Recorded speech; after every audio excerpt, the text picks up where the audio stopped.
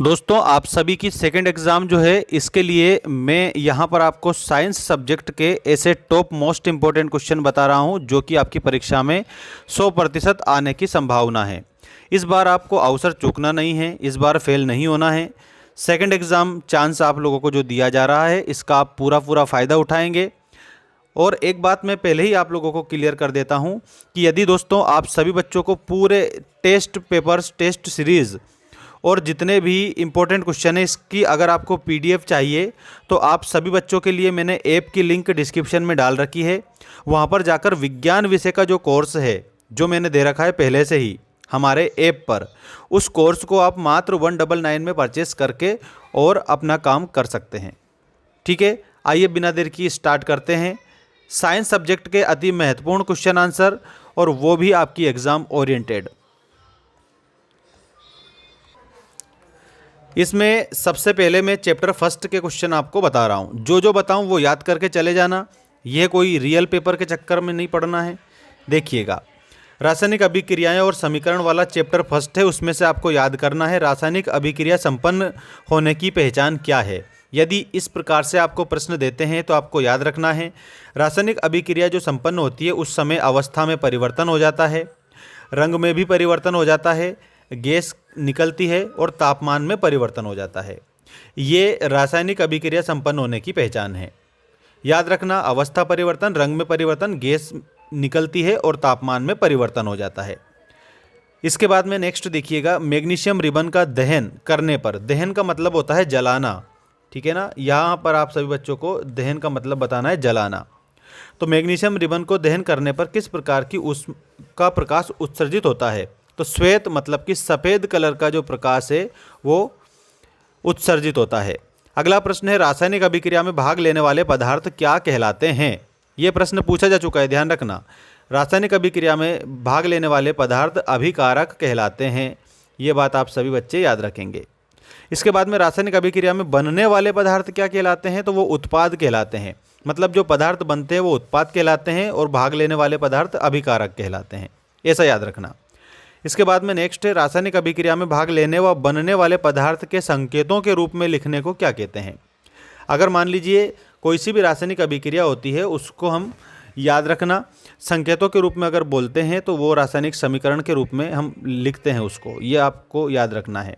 जैसे कि ये नीचे लिखा हुआ है, मैग्नीशियम के दहन का रासायनिक समीकरण लिखिए, तो 2Mg+O से लेकर के तो 2MgO, ये इस प्रकार से लिखते हैं ना, इसी को रासायनिक समीकरण कहते हैं। ये बात भी आप सभी बच्चों को याद रखनी है।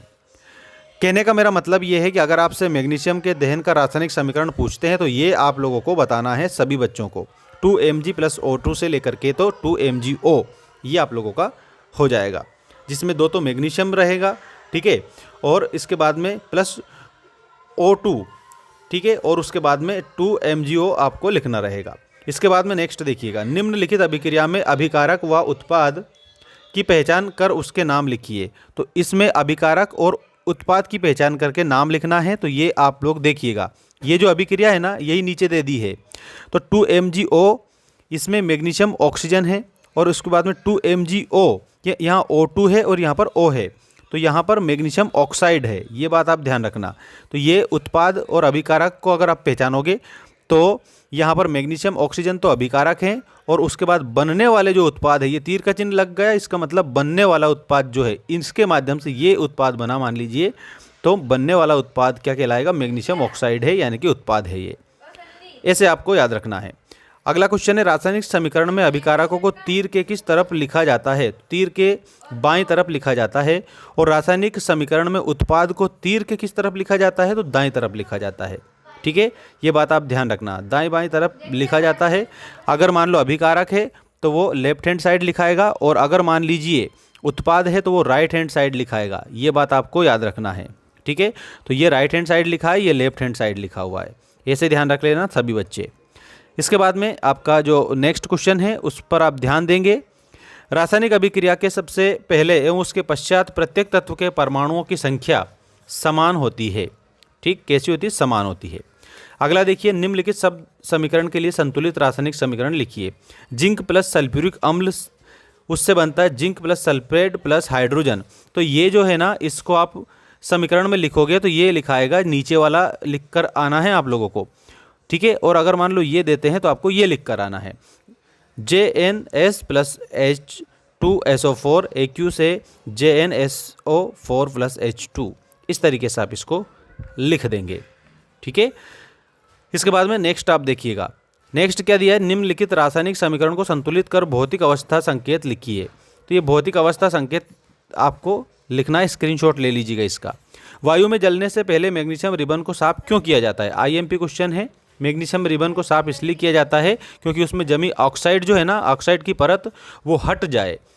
अगर ऑक्सीजन की परत हट जाएगी, ऐसा आपको इसमें याद रखना रहेगा। देखिएगा, ठीक है। इंपॉर्टेंट क्वेश्चन आपको मैं बता रहा हूँ, सभी चैप्टर से रिलेटेड बताऊँगा। बने रहिए मेरे साथ में, लास्ट तक इस वीडियो को देखना और कॉपी पेन लेकर बैठना, ताकि इंपॉर्टेंट क्वेश्चन सारे आप लोगों को याद हो जाए, ठीक है। द्वितीय अवसर में आपको फेल नहीं होना है। देखिएगा नेक्स्ट क्वेश्चन आपका, निम्नलिखित रासायनिक अभिक्रिया को संतुलित कीजिए।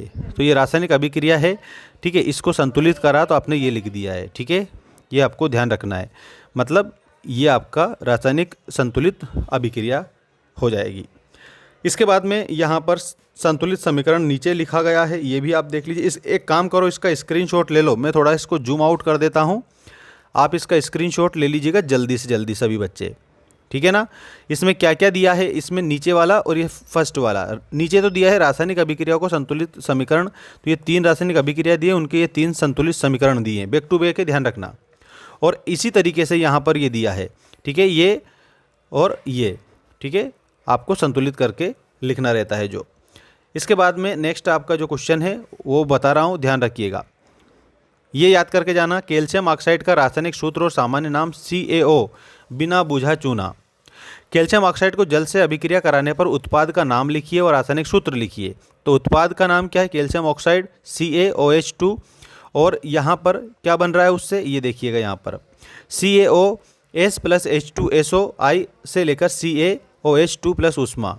तो कैल्शियम ऑक्साइड कैल्शियम हाइड्रोक्साइड बनता है, ऐसा आपको याद रखना है, कैल्शियम हाइड्रोक्साइड बनता है। तो ये हमने यहाँ पर लिख दिया है, ठीक है। और ये अभिक्रिया भी लिख दी, सूत्र भी लिख दिया है। इसके बाद में नेक्स्ट देखिएगा, यहाँ पर जिस रासायनिक अभिक्रिया में उष्मा निकलती है, उत्सर्जन होता है, उसे क्या कहते हैं? वेरी IMP क्वेश्चन है, ध्यान रखिएगा। उष्मा क्षेपी अभिक्रिया कहते हैं। ये प्रश्न आ चुका है, कई बार आ चुका है ये प्रश्न। तो जो भी रासायनिक अभिक्रिया होती है, अगर उसमें उष्मा उत्सर्जित होती है, उष्मा निकलती है, तो उसको आप सभी बच्चे उष्मा क्षेपी अभिक्रिया कहेंगे। और उसके बाद दूसरा देखिए, ऐसी अभिक्रिया जिसमें 2 या 2 से अधिक अभिकारक मिलकर एकल उत्पाद, मतलब एक ही उत्पाद का निर्माण करते हैं, तो उस अभिक्रिया को क्या कहते हैं? तो उसको संयोजन अभिक्रिया कहते हैं। क्योंकि इसमें क्या होता है, ये 2 या 2 से अधिक जो अभिकारक है वो मिलकर सिर्फ एक ही उत्पाद बनाते हैं, यानी कि एकल उत्पाद बनाते हैं, ठीक है। तो यहाँ पर आपको संयोजन अभिक्रिया बतानी है जिसमें एकल उत्पाद बनता है। 2 अभिकारक होते हैं, 2 या 2 से अधिक भी हो सकते हैं। अब देखो नेक्स्ट क्वेश्चन, IMP क्वेश्चन है ये, संयोजन अभिक्रिया की परिभाषा लिखिए। तो जब 2 या 2 से अधिक अभिकारक मिलकर एकल उत्पाद बनाते हैं तो उसे संयोजन अभिक्रिया कहते हैं। ये आपने यहाँ पर भी देखा हुआ है, ठीक है। कितना सिंपल है। आपसे प्रश्न पूछा संयोजन अभिक्रिया किसे कहते हैं बताइए, 2 नंबर का प्रश्न पूछते हैं, ठीक है। तो आप ये परिभाषा बता देंगे, जब 2 या 2 से अधिक अभिकारक मिलकर एकल उत्पाद बनाते हैं तो उसे संयोजन अभिक्रिया कहते हैं, ठीक है। ये पहले चैप्टर के इंपॉर्टेंट क्वेश्चन है और लास्ट क्वेश्चन है इस चैप्टर का, फिर सेकंड चैप्टर बताऊंगा। रासायनिक अभिक्रियाओं के प्रकार लिखिए। तो रासायनिक अभिक्रिया में आती है दोस्तों संयोजन अभिक्रिया, वियोजन अभिक्रिया, विस्थापन अभिक्रिया और द्विविस्थापन अभिक्रिया। ये सभी कौन सी अभिक्रिया है तो आपको बताना है। ये सभी जो अभिक्रियाएँ हैं रासायनिक अभिक्रियाएँ हैं, ठीक है। ये रासायनिक अभिक्रियाएँ हैं, ठीक है ना। तो इसका स्क्रीनशॉट ले लीजिएगा सभी बच्चे। अब इन रासायनिक अभिक्रियाओं को अच्छे से याद करके जाएंगे आप सभी।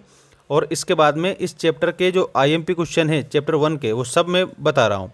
उसके बाद सेकंड चैप्टर का बताऊँगा। ये देखिएगा ग्लूकोज वाला, हमारे शरीर में भोजन से प्राप्त कार्बोहाइड्रेट के टूटने से बनने वाले पदार्थ का नाम ग्लूकोज है। कार्बोहाइड्रेट के टूटने से जब कोई पदार्थ बनता है तो उसे ग्लूकोज कहते हैं, ठीक है ना, ये ध्यान रखना।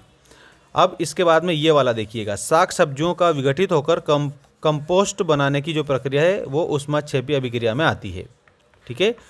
और इसके बाद में जो इम्पोर्टेंट क्वेश्चन है वो ये देखिएगा, ये यहाँ पर कैल्शियम ऑक्साइड बिना बुझा हुआ चूना का प्रमुख उपयोग है सीमेंट के निर्माण में। जो बिना बुझा चूना है उससे सीमेंट बनाई जाती है, ध्यान रखना सभी बच्चे, ठीक है ना। हाँ बिल्कुल।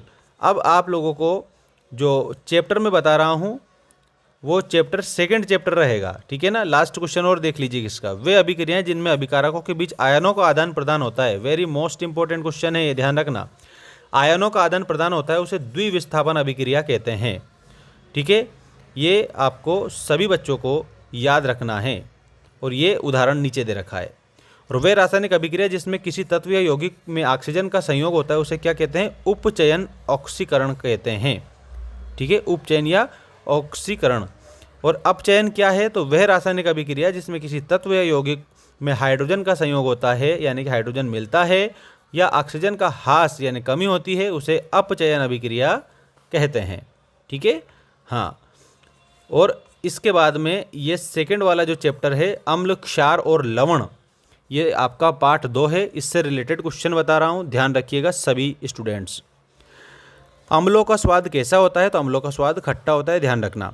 अम्ल लिटमस पेपर पर कैसा व्यवहार करते हैं, तो अम्ल जो नीले लिटमस को लाल कर देते हैं, अम्ल जो हैं वो नीले लिटमस को कैसे कर देते हैं, लाल कर देते हैं, ऐसा आपको बताना है। क्षार का जो स्वाद है वो कैसा होता है, तो आपको बताना है क्षार का स्वाद कड़वा होता है।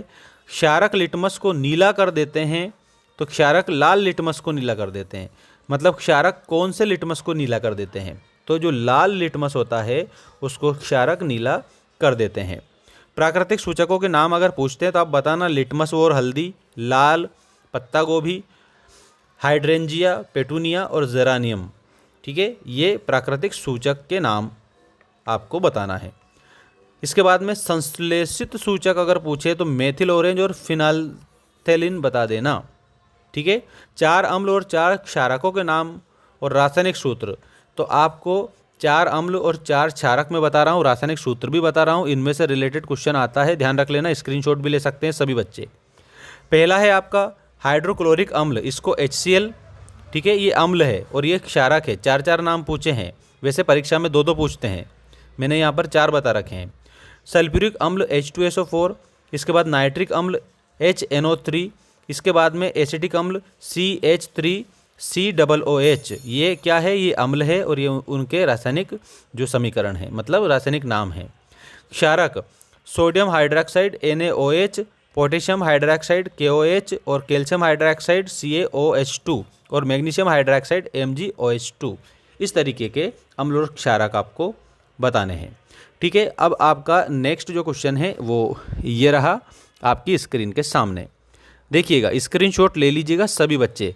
और अगर इसका आपको PDF चाहिए तो इसके लिए आप हमारे ऐप पर जाइए, ऐप की लिंक डिस्क्रिप्शन में दे रखी है, वहाँ पर आपको Gmail से साइन अप करके और उसके बाद में क्या करना है, ऐप पर जो हमने साइंस सब्जेक्ट का स्टडी मटेरियल कोर्स के रूप में दे रखा है उसको मात्र 199 रुपये में परचेस करके और पूरा पढ़ के जाना है, आराम से पास हो जाओगे।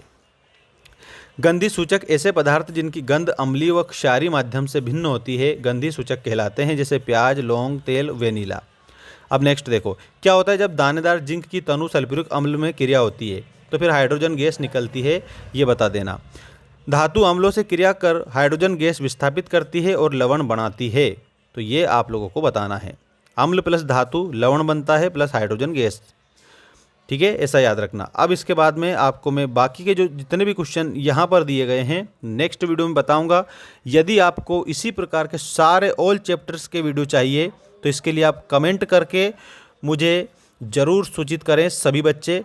और ऐप पर तो मैं डेली सारी क्लासें ले रहा हूँ, तो ऐप को डाउनलोड कर लीजिएगा, लिंक डिस्क्रिप्शन में दे रखी है।